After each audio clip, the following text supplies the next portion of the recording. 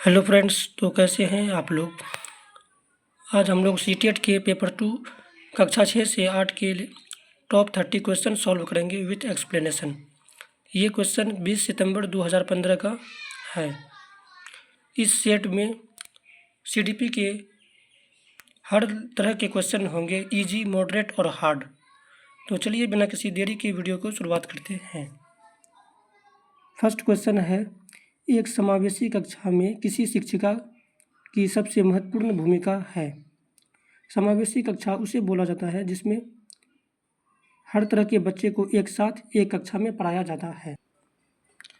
Option number 1, यह सुनिश्चित करना कि शिक्षिका कक्षा को मानक निर्देश दे रही है। ऑप्शन नंबर 2, बच्चे के माता पिता के व्यवसाय को जानना ताकि शिक्षिका प्रत्येक बच्चे के भावी व्यवसाय को जान सके। ऑप्शन नंबर 3, सुनिश्चित करना कि प्रत्येक बच्चे को अपना संभावना को प्राप्त करने का अवसर मिले। ऑप्शन नंबर 4, कक्षा के लिए ऐसी योजना बनाना कि प्रत्येक बच्चा समान गति से आगे बढ़े। इसका सही आंसर ऑप्शन नंबर 3, यह सुनिश्चित करना कि प्रत्येक बच्चे को अपनी संभावना को प्राप्त करने का अवसर मिले। समावेशी शिक्षा का मूल सिद्धांत यही है कि बिना किसी भेदभाव के प्रत्येक बच्चे, चाहे वह सामान्य हो या विशेष आवश्यकताओं वाले, को उसकी पूर्ण क्षमता और संभावना को प्राप्त करने का समान अवसर मिले। इसका राइट आंसर ऑप्शन नंबर 3 है, सुनिश्चित करना कि प्रत्येक बच्चे को अपनी संभावना को प्राप्त करने का अवसर मिले।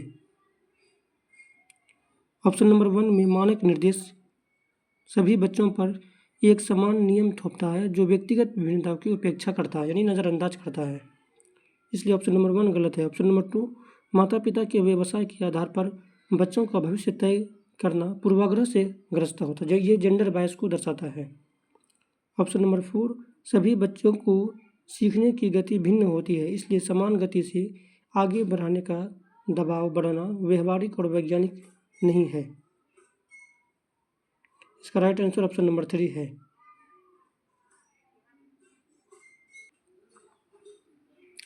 नेक्स्ट क्वेश्चन है, अपनी कक्षा के बच्चों को उनकी अपनी अवधारणाओं को बदलने में आप किस प्रकार सहायता करेंगे। अवधारणा कॉन्सेप्ट को बोला जाता है। यदि आपकी कक्षा में किसी बच्चे के माइंड में कोई कॉन्सेप्ट बना हुआ है और एज ए टीचर यदि आप उसको बदलना चाहते हैं तो किस प्रकार सहायता करेंगे। इसका फर्स्ट ऑप्शन है, बच्चों को सूचनाएं लिखाकर उन्हें याद करने को कहकर। जिसमें याद करना रोट लर्निंग होता है, वो निगेटिव वर्ड्स होता है। ऑप्शन नंबर 2, यदि बच्चे की अवधारणा गलत हो तो उन्हें दंड देकर बच्चे को दंड देना, ये भी एक निगेटिव टैग वर्ड्स होता है। ऑप्शन नंबर 3, तथ्यात्मक जानकारी देकर, फैक्चुअल नॉलेज ओनली देना, ये भी एक निगेटिव वर्ड है। फैक्चुअल नॉलेज के जगह जो है आप कॉन्सेप्चुअल नॉलेज, यानी कि कॉन्सेप्चुअल नॉलेज दे सकते हैं। ऑप्शन नंबर 4 है, अवधारणाओं के बारे में बच्चों को अपनी समझ को व्यक्त करने का अवसर देना। तो इसका राइट आंसर ऑप्शन नंबर 4 है, बच्चों के माइंड में जो है अवधारणाओं को समझने का, व्यक्त करने का अवसर यानी मौका देना। नेक्स्ट क्वेश्चन है, जब बच्चे एक विशेष संख्या में पुस्तकें पढ़ते हैं तो उन्हें एक प्रमाण पत्र दिया जाता है। यह रणनीति शायद अधिक समय तक काम न करे, क्योंकि। इसका फर्स्ट ऑप्शन है, यह संभवतः बच्चों को केवल प्रमाण पत्र प्राप्त करने के लिए पुस्तकों को पढ़ने की तरफ ले जा सकती है।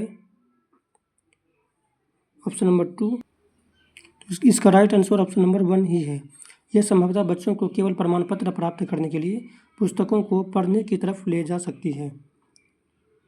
एज ए टीचर, यदि आप किसी बच्चे को पढ़ने के लिए सिर्फ इसलिए प्रेरित करते हैं कि उसको रिजल्ट अच्छा हो, या रिजल्ट के लिए पढ़ने के लिए प्रेरित करते हैं, तो बच्चे जो है किसी भी कॉन्सेप्ट को समझने की जगह याद करने लगते हैं, उसे रोट लर्निंग करने लगते हैं। ऑप्शन नंबर 2, पुस्तकालय में बहुत अधिक पुस्तकों को खरीदने की आवश्यकता होगी, ये फॉल्स है।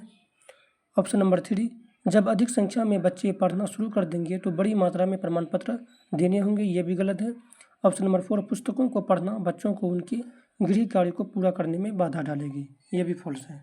तो उसका राइट आंसर ऑप्शन नंबर 1 है। इसका नेक्स्ट क्वेश्चन है, किसी कक्षा में शिक्षक की भूमिका है। एज ए टीचर का क्लासरूम में क्या भूमिका होता है, क्या रोल होता है। समय सारणी का कठोरता से पालन करना और पाठ्यक्रम से बंधे रहना। टीचर को जो है समय सारणी का कठोरता से पालन नहीं करना चाहिए, बल्कि समय अनुसार जो है पाठ्यक्रम को बदलने के यदि आवश्यकता हो तो बदलना चाहिए। पाठ्यक्रम लचीला होना चाहिए। सीखने की विश्वसनीय स्थितियां जुटाना और शिक्षार्थियों को स्वतंत्र चिंतन की सुविधा देना, ये इसका सही आंसर है, ऑप्शन नंबर 2। टीचर को जो है सीखने का विश्वसनीय स्थितियां जुटाना चाहिए और शिक्षार्थियों को चिंतन की स्वतंत्रता देनी चाहिए और अपसारी चिंतन कराना चाहिए। तो इसका राइट आंसर ऑप्शन नंबर 2 है। अपने ज्ञान से शिक्षार्थियों को परिपूर्ण करना और उन्हें परीक्षा के लिए तैयार करना। टीचर को जो है कि स्टूडेंट को सिर्फ नॉलेज के लिए नहीं पढ़ाना चाहिए या परीक्षा के लिए नहीं पढ़ाना चाहिए, बल्कि उसकी पर्सनैलिटी यानी व्यक्तित्व का विकास करना चाहिए। ऑप्शन नंबर 4, सीधे तरीके से ज्ञान पहुंचाना और शिक्षार्थियों को सही उत्तरों के लिए तैयार करना, ये भी फॉल्स है। टीचर को जो है कि सिर्फ ज्ञान को पहुंचाना नहीं होता है, बल्कि एक फैसिलिटेटर का काम करता है। टीचर एक सुविधादाता यानी सुगमकर्ता का कार्य करता है। टीचर किसी भी नॉलेज को जो है कि आसान से आसान भाषा में अपने स्टूडेंट तक कैसे पहुंचाए, उसका ये रोल होता है। नेक्स्ट क्वेश्चन है, निम्नलिखित में से कौन सा कथन बच्चों की त्रुटियों के संबंध में सबसे उपयुक्त है? ऑप्शन नंबर 1 है, गलतियों से बचने के लिए बच्चों को शिक्षक का अनुकरण करना चाहिए। यदि स्टूडेंट जो है टीचिंग लर्निंग प्रोसेस के दौरान कोई गलती करता है, कोई मिस्टेक्स करता है, तो उसकी गलतियों को भी इम्पोर्टेंट माना गया है, महत्वपूर्ण माना गया है, क्योंकि गलतियाँ, मिस्टेक्स जो है सीखने का एक महत्वपूर्ण हिस्सा है। तो ये ऑप्शन नंबर 1 गलत है, अनुकरण नहीं करना चाहिए। ऑप्शन नंबर 2, बच्चों की गलतियों को गंभीरता से लिया जाना चाहिए और उन्हें कठोर दंड दिया जाना चाहिए ताकि वे गलतियाँ ना दोहराएं। तो ये भी गलत है, बच्चे की गलतियों को कठोर दंड नहीं देना चाहिए, बल्कि उसकी गलतियों को सुधारना चाहिए। ऑप्शन नंबर 3, बच्चे गलतियां करते हैं क्योंकि उनमें विचार करने की क्षमता नहीं होती है। ऑप्शन नंबर 4, बच्चे की गलतियां एक खिड़की के समान होती है, यह जानने के लिए कि किस प्रकार सोचते हैं। तो इसका राइट आंसर ऑप्शन नंबर 4 है, बच्चों की गलतियां एक खिड़की के समान होती है, यह जानने के लिए कि वे किस प्रकार सोचते हैं। मिस्टेक्स करना जो है टीचिंग लर्निंग प्रोसेस के दौरान यदि कोई स्टूडेंट मिस्टेक करता है तो उसके मिस्टेक्स को यानी गलतियों को भी एक इम्पोर्टेंट माना गया है, महत्वपूर्ण हिस्सा माना गया है, क्योंकि बच्चे गलतियां करके ही कोई नई चीज़ों को सीखते हैं। इसका नेक्स्ट क्वेश्चन है, आकलन शिक्षण अधिगम प्रक्रिया का अभिन्न अंग है क्योंकि। ऑप्शन नंबर 1, आकलन से अध्यापक बच्चों की अधिगम को समझता है और उसके अपने शिक्षण की परिपुष्टि भी होता है। बिल्कुल सही है। टीचिंग लर्निंग प्रोसेस के बाद जो है टीचर बच्चे का आकलन करते हैं, इसलिए करते हैं क्योंकि टीचर जो है बच्चों को जो कुछ भी सिखाया है या पढ़ाया है उसका वो कितना नॉलेज को बच्चे ग्रहण कर पाया है, इसका परिपुष्टि करते हैं। तो इसका राइट आंसर ऑप्शन नंबर 1 है। आकलन ही एकमात्र तरीका है जो आश्वस्त करता है कि शिक्षकों ने पढ़ाया और बच्चों ने सीखा। आकलन ही एकमात्र तरीका नहीं है, तो ये गलत है, ऑप्शन नंबर 2। ऑप्शन नंबर 3, आज के समय में केवल अंक ही शिक्षा में महत्वपूर्ण है, ये भी फॉल्स है। ऑप्शन नंबर 4, बच्चों को अंक दिए जाने चाहिए ताकि वे समझ सके कि अपने सहपाठियों की तुलना में कहाँ पर है। तो इसका राइट आंसर ऑप्शन नंबर 1 है। आकलन से अध्यापक बच्चों के अधिगम को समझता है और उसके अपने शिक्षण की परिपुष्टि भी होती है। नेक्स्ट क्वेश्चन है, पाठ्यचर्या ऐसी हो जो पाठ्य पुस्तक के ज्ञान को पुनः प्रस्तुत करने के स्थान पर बच्चों को अपनी आवाज़ें पाने, कार्य करने के लिए अपनी जिज्ञासा का पोषण करने, प्रश्न पूछने और जांच पड़ताल करने तथा अपने अनुभवों को बांटने तथा विद्यालय के ज्ञान के साथ जोड़ने में सक्षम बनाएगा। राष्ट्रीय पाठ्यचर्या की रूपरेखा NCF 2005 नेशनल करिकुलम फ्रेमवर्क पृष्ठ 13, इसमें एक शिक्षक की प्राथमिक भूमिका क्या होनी चाहिए? ऑप्शन नंबर 1, बच्चों को उनकी अपनी समझ और अपने ज्ञान को साझा करने के पर्याप्त अवसर देना। तो बिल्कुल सही है, ऑप्शन नंबर 1 राइट आंसर है। बच्चे जो है अपनी समझ और अपने ज्ञान को साझा करना, एक दूसरे के साथ ट्रांसफ़र करना, पर्याप्त अवसर देना, ये NCF 2005 का मुख्य पृष्ठभूमि है। तो इसका राइट आंसर ऑप्शन नंबर 1 है। 8 नंबर क्वेश्चन है, बच्चों को अपने अध्ययन में प्रयास करने हेतु प्रोत्साहित करने के लिए शिक्षकों को डैश की आवश्यकता होती है। बच्चे के नियंत्रण में रखने, अन्य बच्चों के साथ तुलना करने, बच्चे को प्रेरित करने, बच्चे को डांटने। तो इसका राइट आंसर है ऑप्शन नंबर 3, बच्चे को प्रेरित करने। 9 नंबर का क्वेश्चन है, भावनाओं, अधिगम और अभिप्रेरणा के संदर्भ में निम्नलिखित में से किस कथन से आप सहमत हैं? सीखने के लिए भावनाओं को अलग रख देना चाहिए, बिल्कुल गलत है। टीचिंग लर्निंग प्रोसेस में जो इमोशन और लर्निंग के बीच एक गहरा संबंध है, इसमें अलग रख देना नहीं, बिल्कुल गलत है। ऑप्शन नंबर 2, प्रेरणा और सीखने के साथ भावनाएं घनिष्ठ रूप से जुड़ी हुई है, बिल्कुल सही। इमोशन और लर्निंग के साथ जो है एक घनिष्ठ संबंध है, तो इसका राइट आंसर ऑप्शन नंबर 2 है। नेक्स्ट क्वेश्चन है, बहुविकल्पी प्रश्न बच्चों की डैश की योग्यता का आकलन करते हैं। ऑप्शन नंबर 1, सही उत्तर का निर्माण करने। ऑप्शन नंबर 2, सही उत्तर की व्याख्या करने। ऑप्शन नंबर 3, सही उत्तर की पहचान करने। ऑप्शन नंबर 4, सही उत्तर का प्रत्यास्मरण करने। बहुविकल्पीय प्रश्न जो है बच्चे की सही उत्तर का पहचान करते हैं, रिकॉग्नाइज करते हैं, तो इसका राइट आंसर ऑप्शन नंबर 3 है। 11 नंबर का क्वेश्चन है, समाजीकरण की प्रक्रिया में शामिल नहीं है। क्वेश्चन निगेटिव पूछा गया है कि सोशलाइजेशन के प्रोसेस में कौन सा शामिल नहीं है। ऑप्शन नंबर 1, मूल्यों और विश्वासों का अर्जन, बिल्कुल शामिल है। सोशलाइजेशन के प्रोसेस में मूल्य और विश्वासों का अर्जन होता है। ऑप्शन नंबर 2, अनुवांशिक संचरण।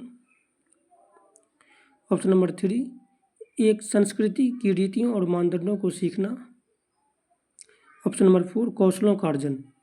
तो इसका राइट आंसर ऑप्शन नंबर 2 है। अनुवांशिक संचरण जो है ये पीढ़ी दर पीढ़ी एक दूसरे में ट्रांसफर होती है, तो इसका निगेटिव पूछा गया क्वेश्चन, तो इसका निगेटिव आंसर है ऑप्शन नंबर 2। नेक्स्ट क्वेश्चन है, मानसिक संरचनाएं जो चिंतन के निर्माण प्रखंड है, इसके लिए पियाजे ने किस शब्द या पद का प्रयोग किया है। Option number 1, gene. Option number 2, परिपक्व या प्रखंड। ऑप्शन नंबर 3, स्कीमा अवधारणाएं। ऑप्शन नंबर 4, विकास के क्षेत्र। तो इसका right answer option number 3, schema यानी अवधारणाएं है। नेक्स्ट क्वेश्चन है, वाइगोत्स्की के अनुसार बच्चे स्वयं से क्यों बोलते हैं। वाइगोत्स्की जो है बच्चे स्वयं से क्यों बोलते हैं। ऑप्शन नंबर 1, बच्चे अपनी प्रतिवेशकों का ध्यान आकर्षित करने के लिए बोलते हैं। ऑप्शन नंबर 2, बच्चे स्वभाव से बहुत बातूनी होते हैं। ऑप्शन नंबर 3, बच्चे अहम केंद्रित होते हैं। ऑप्शन नंबर 4, बच्चे अपने कार्य को दिशा देने के लिए बोलते हैं। तो इसका राइट आंसर ऑप्शन नंबर 4 है, बच्चे अपने कार्य को दिशा देने के लिए बोलते हैं। वाइगोत्स्की ने सामाजिक सांस्कृतिक सिद्धांत दिया था। इसके अनुसार जो है कि कोई भी बच्चा जो है अपने समाज से यानी समाज से इंटरेक्ट करके ही कोई चीज़ सीखता है। अधिगम आसक्तता वाली। ऑप्शन नंबर 1, बच्चों को एक समान दिखाई देने वाले अक्षरों और वर्णों में भ्रम होता है, बिल्कुल सही है।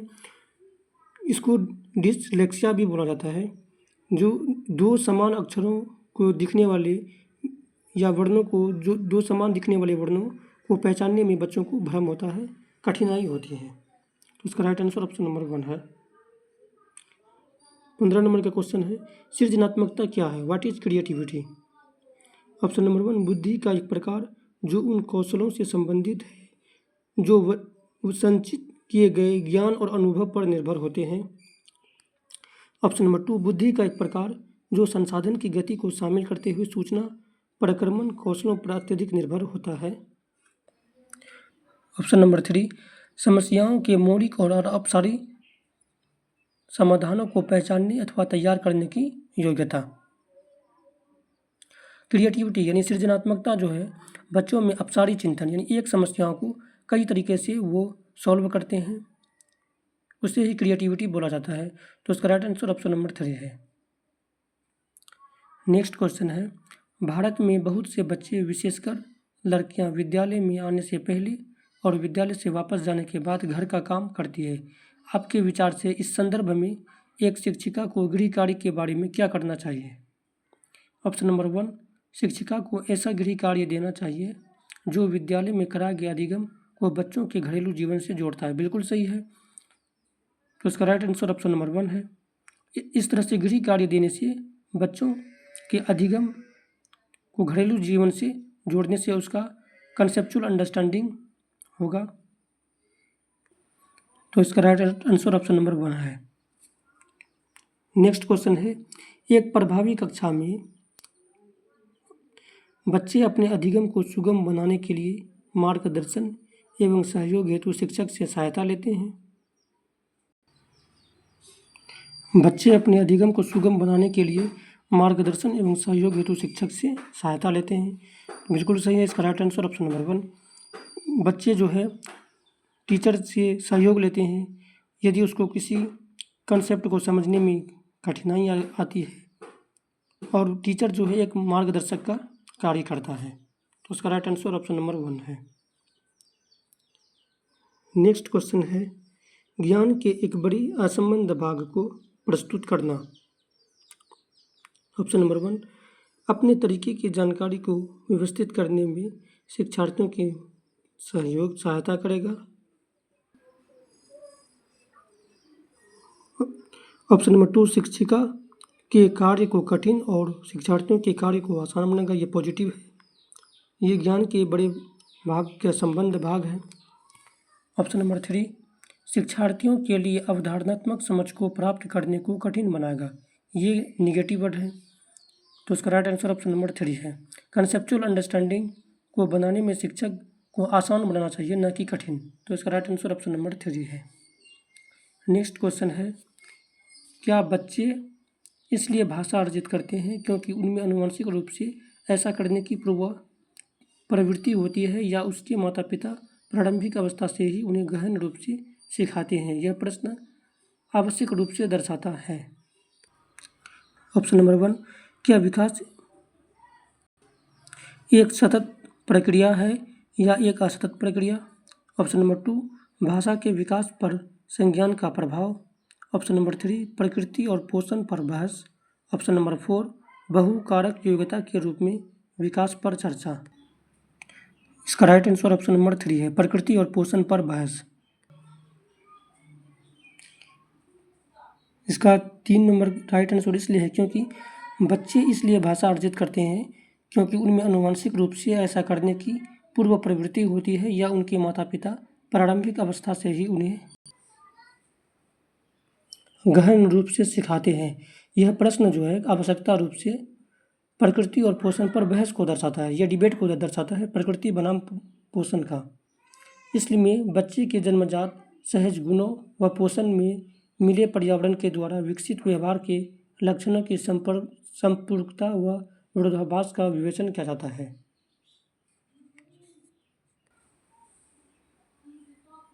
तो इसका राइट आंसर ऑप्शन नंबर 3 है, प्रकृति और पोषण पर बहस। 20 नंबर का क्वेश्चन है, अमूर्त वैज्ञानिक चिंतन के लिए क्षमता का विकास निम्नलिखित अवस्थाओं में से किसकी एक विशेषता है? मूर्त संक्रियात्मक अवस्था या औपचारिक संक्रियात्मक अवस्था या संवेदी गैतिक अवस्था या पूर्व संक्रियात्मक अवस्था? तो इसका राइट आंसर ऑप्शन नंबर 2, औपचारिक संक्रियात्मक अवस्था है। अमूर्त वैज्ञानिक चिंतन के लिए क्षमता का विकास जो है औपचारिक संक्रियात्मक अवस्था है। इसमें बच्चे जो है औपचारिक चिंतन करते हैं। तो इसका राइट आंसर ऑप्शन नंबर 2 है। जीन पियाजे ने संज्ञानात्मक विकास के 4 सिद्धांत बताए हैं, 4 अवस्था बताया है। इसमें पहला है संवेदी पेशी अवस्था। ये 0 से 2 वर्ष के बीच होता है। इस अवस्था में बच्चा जो है कोई भी चीज़ को अपने ज्ञानेंद्रियों के माध्यम से सीखता है। इसमें वस्तु अस्थायित्व का गुण आ जाता है। दूसरा है पूर्व संक्रियात्मक अवस्था। ये 2 से 7 वर्ष के बीच होता है। यह जो है क्रिया करने से पहले की अवस्था होता है। इसमें बच्चा सामने आने वाली चीज़ों को देख भी पाएगा, समझ भी पाएगा, लेकिन क्रिया नहीं कर पाएगा, मतलब लॉजिकल थिंकिंग इसमें नहीं कर पाता है। इसका तीसरा अवस्था है मूर्त संक्रियात्मक अवस्था। यह अवस्था जो है 7 से 11 वर्ष के बीच होता है। इस अवस्था में बच्चा सामने रखी हुई चीज़ों को देख कर ही कुछ कर सकता है या उन पर चिंतन करना शुरू कर देता है। इसमें बच्चे के जो है मूर्त चिंतन होता है, मतलब कॉन्क्रीट लॉजिकल थिंकिंग होता है। इस अवस्था में अपलटावी जीववाद, मुद्राभार या संरक्षण क्रमबद्धता की योग्यता आदि का गुण आ जाता है। और इसका चौथा अवस्था है अमूर्त संक्रियात्मक अवस्था। इस अवस्था में बच्चा किसी भी चीज़ को इस अवस्था में बच्चा अमूर्त चिंतन करता है। इसमें एब्स्ट्रैक्ट लॉजिकल थिंकिंग करता है, यानी अमूर्त चिंतन करता है। तो इसका राइट आंसर ऑप्शन नंबर 2 है, औपचारिक संक्रियात्मक अवस्था। 21 नंबर का क्वेश्चन है, एक बच्चा तर्क प्रस्तुत करता है, आप यह मेरे लिए करें और मैं वह आपके लिए करूँगा। यह बच्चा कोहल वर्ग की नैतिक तर्कना की किस अवस्था के अंतर्गत आएगा? ऑप्शन नंबर 1 अच्छा लड़का या अच्छी लड़की अभिमुखीकरण। ऑप्शन नंबर 2 सामाजिक अनुबंध अभिमुखीकरण। ऑप्शन नंबर 3 सहायक उद्देश्य अभिमुखीकरण। ऑप्शन नंबर 4 दंड और आज्ञा पालन अभिमुखीकरण। तो इसका राइट आंसर है ऑप्शन नंबर 3 सहायक उद्देश्य अभिमुखीकरण।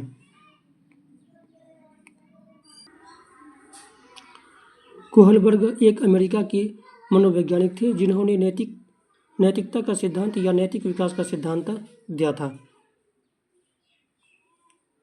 नैतिकता यानी मोरलिटी, यह वह गुण है जिसमें हमें सही और गलत का पहचान होता है।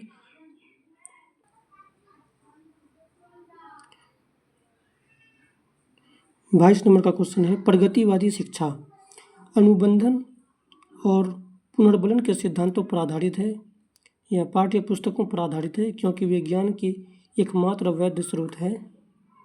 इस मत पर विश्वास करती है कि शिक्षक को अपने उपागम में दृढ़ रहना और वर्तमान समय में बिना दंड का प्रयोग किए बच्चों को पढ़ाया नहीं जा सकता। यह समस्या समाधान और आलोचनात्मक चिंतन पर अधिक बल देती है। इसका राइट आंसर है ऑप्शन नंबर 4 समस्या समाधान और आलोचनात्मक चिंतन पर अधिक बल देती है। प्रगतिवादी शिक्षा वो होता है जिसमें बच्चे का समस्या समाधान और आलोचनात्मक चिंतन पर अधिक ध्यान दिया जाता है और विकास किया जाता है। 23 नंबर का क्वेश्चन है, विभिन्न मुद्दों और विमर्शों पर उनके लिए कारण प्रस्तुत करते हुए बच्चों को अपनी व्यक्तिगत राय को व्यक्त करने के लिए प्रोत्साहित करने वाले प्रश्न किसको बढ़ावा देते हैं? ऑप्शन नंबर 1 बच्चों को मानकीकृत आकलन। ऑप्शन नंबर 2 विश्लेषणात्मक और आलोचनात्मक चिंतन। तो इसका राइट आंसर है ऑप्शन नंबर 2 विश्लेषणात्मक और आलोचनात्मक चिंतन। जब कोई बच्चा जो है विभिन्न मुद्दों पर अलग अलग विमर्शों पर उनके लिए कारण प्रस्तुत करेगा या बच्चा व्यक्तिगत राय देगा तो उसके अपसारी चिंतन का विकास होगा और वो किसी भी प्रश्न का विश्लेषण और आलोचनात्मक चिंतन करेगा। तो इसका राइट आंसर ऑप्शन नंबर 2 है। 24 नंबर का क्वेश्चन है, निम्नलिखित में से कौन सा कथन विकास और अधिगम के बीच संबंधों को सर्वश्रेष्ठ रूप से जोड़ता है? ऑप्शन नंबर 1 विकास अधिगम से स्वतंत्र है, बिल्कुल गलत। ग्रोथ और लर्निंग के बीच एक संबंध है। ऑप्शन नंबर 2 अधिगम विकास के पीछे रहता है। ये ऑप्शन नंबर 3 अधिगम और विकास समानार्थक परिभाषिक शब्द है। ऑप्शन नंबर 4 अधिगम और विकास एक जटिल तरीके से अंतर संबंधित है, बिल्कुल सही। इसका right answer option number 4 learning और ग्रोथ के बीच एक जटिल और अंतर संबंधित है। यदि किसी बच्चे का ग्रोथ प्रॉपरली तरीके से होता है तो वो उसका अधिगम भी एक अच्छे तरीके से होगा। नेक्स्ट क्वेश्चन है, इनमें से कौन सा विकास एक सिद्धांत नहीं है? इसमें क्वेश्चन जो है निगेटिव पूछा गया कि कौन सा विकास का एक सिद्धांत नहीं है। विकास संशोधन योग्य होता है, बिल्कुल। हम लोग डेवलपमेंट को जो है संशोधन कर सकते हैं, उसमें सुधार कर सकते हैं। यदि किसी बच्चे का विकास सही तरीके से नहीं हुआ हेरिडिटी या इन्वायरमेंट किसी के कारण, तो उसको एक अच्छा इन्वायरमेंट दे करके, एक अच्छा पर्यावरण दे करके उसका विकास में संशोधन किया जा सकता है, तो ये पॉजिटिव है। ऑप्शन नंबर 2 विकास केवल संस्कृति से शासित और निर्धारित होता है, बिल्कुल गलत है। ऑप्शन नंबर 2 निगेटिव है। विकास केवल संस्कृति से शासित नहीं होता है, इसमें हेरिडिटी का भी एक महत्वपूर्ण योगदान होता है। तो इसमें क्वेश्चन निगेटिव पूछा गया है, निगेटिव का भाई निगेटिव, ऑप्शन नंबर 2 इसका राइट आंसर है।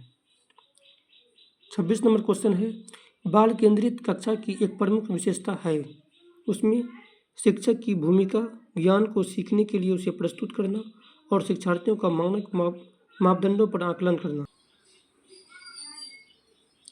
बाल केंद्रित कक्षा की एक प्रमुख विशेषता है, उसमें ऑप्शन नंबर 1 शिक्षक की भूमिका ज्ञान को सीखने के लिए उसे प्रस्तुत करना और शिक्षार्थियों का मानक मापदंडों पर आकलन करना। ऑप्शन नंबर 2 शिक्षक के मार्गदर्शन से शिक्षार्थियों को अपनी स्वयं की समझ का निर्माण करने के लिए उत्तरदायी बनाया जाता है। बिल्कुल सही, इसका राइट आंसर ऑप्शन नंबर 2 है। शिक्षक जो है सिर्फ स्टूडेंट का मार्गदर्शन करते हैं, यानी गाइड करते हैं, और शिक्षार्थी जो है अपना ज्ञान का निर्माण जो है खुद करता है। तो इसका राइट आंसर ऑप्शन नंबर 2 है। 27 नंबर का क्वेश्चन है, बुद्धि के बारे में निम्नलिखित में से कौन सा कथन सर्वाधिक उपयुक्त है। ऑप्शन नंबर 1 बुद्धि को केवल मानकीकृत बुद्धि लब्धि परीक्षणों के आयोजन के द्वारा विश्वसनीय रूप से निर्धारित किया जा सकता है। ऑप्शन नंबर 2 बुद्धि मूलभूत रूप से स्नायु तंत्र संबंधी कार्य प्रणाली है, उदाहरणार्थ परिक्रमण की गति, संवेदी विभेद आदि। ऑप्शन नंबर 3 बुद्धि विद्यालय में अच्छा प्रदर्शन करने की योग्यता है। ऑप्शन नंबर 4 बहुबुद्धि आयामी है और इसमें कोई पहलू निहित है। तो इसका राइट आंसर ऑप्शन नंबर 4 है। बुद्धि जो है बहुआयामी होता है और इसमें कई पहलू निहित होता है। बुद्धि के एक कारक सिद्धांत था बीने ने दिया था। इन्होंने बताया था कि सभी व्यक्ति में एक ही प्रकार की बुद्धि होती है जो सभी कार्यों में होती करती है, जो बिल्कुल गलत है था। और इसको बुद्धि का द्विकारक सिद्धांत था स्पीयरमैन के द्वारा दिया गया था। इन्होंने बताया कि बुद्धि 2 तत्वों से मिलकर बनी है।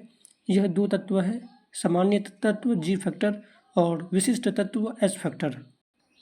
जी फैक्टर यानी सामान्य तत्व जो है कि वो माता पिता से वंशानुगत में मिलती है, और एस फैक्टर जो है स्पेशलिस्ट है, विशिष्ट कारक जो है पर्यावरण से के द्वारा अर्जित की जाती हैं। और बुद्धि के बहुकारक सिद्धांत तक जो है हार्वर्ड गार्डनर ने दिया था। तो इसका राइट आंसर ऑप्शन नंबर 4 है। बुद्धि बहुआयामी है और इसमें कई पहलू निहित होती है। 28 नंबर का क्वेश्चन है, लिंग यानी जेंडर पक्षपात डैश की ओर संकेत करता है। ऑप्शन नंबर 1 अनुवांशिक विभिन्नताएं जो लड़कों और लड़कियों में मौजूद है। ऑप्शन नंबर 2 स्त्री योचित और पुरुषोचित विशेषताओं में सापेक्षिक रूप से स्वयं का बोध। ऑप्शन नंबर 3 अपने शरीर विज्ञान के कारण लड़कों और लड़कियों के बीच विभिन्नताओं की स्वीकृति। ऑप्शन नंबर 4 सांस्कृतिक अभिवृत्ति के कारण अपेक्षाओं और आधारित लड़कों और लड़कियों से भिन्न व्यवहार करना। तो इसका राइट आंसर ऑप्शन नंबर 4 है। जेंडर बायस जो है मेल और फीमेल के बीच कार्यों के बीच भेदभाव किया जाता है। ऐसा समाज जो है ऐसा अवधारणा बना लिया जाता है समाज के द्वारा कि किसी कार्य को ये सिर्फ लड़के कर सकते हैं या ये कार्य सिर्फ लड़की कर सकती हैं। इसी को जेंडर बायस बोला जाता है। लड़के और लड़कियों के बीच अपेक्षाओं पर आधारित भिन्न व्यवहार करना। तो इसका राइट आंसर ऑप्शन नंबर 4। एक उच्च प्राथमिक विद्यालय के शिक्षक के रूप में आपके पास कक्षा में कुछ ऐसे बच्चे हैं जो प्रथम पीढ़ी के रूप में विद्यालय आ रहे हैं। प्रथम पीढ़ी के रूप में मतलब कि इससे पहले उसके पीढ़ी में कोई भी विद्यालय नहीं आया था। वो बच्चा जो है प्रथम पीढ़ी है जो विद्यालय आया है। आपके द्वारा निम्नलिखित में से किसे किए जाने की संभावना सर्वाधिक होगी। एज ए टीचर जो है आप उस बच्चे को कैसे ट्रीट करेंगे।